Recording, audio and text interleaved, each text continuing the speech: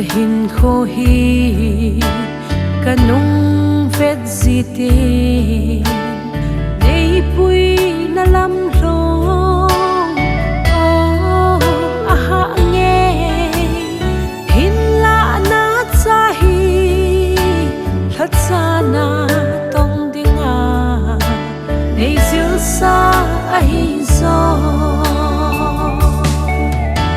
ka genthei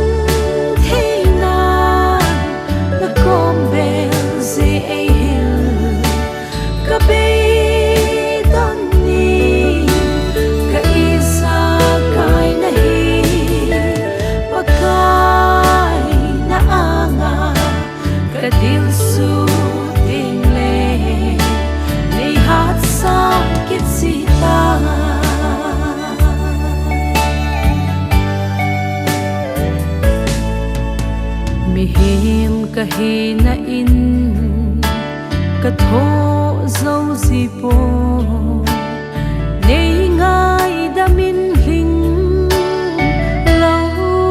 kahi hahsat na muna panpi ka ngai chate nei pui dan kamusi ka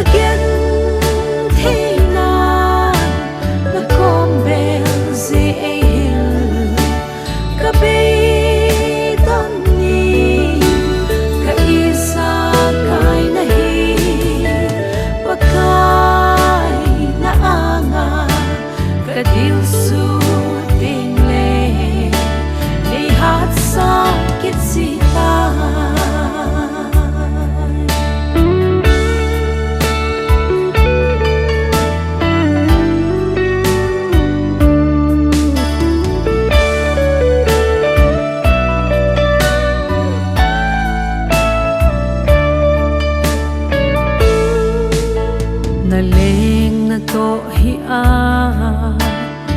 nge ye pakai lat sa na tong ding ka hingaling ima hilo na sa mi mo sungahin na thahat kilang hen ka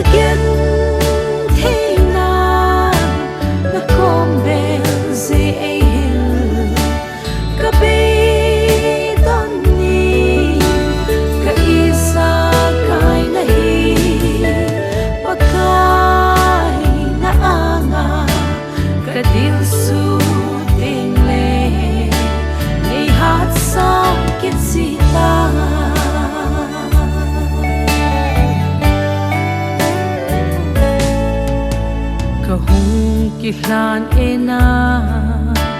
anga dil suin mol so dia nei pe na to hi nei pe ka in sung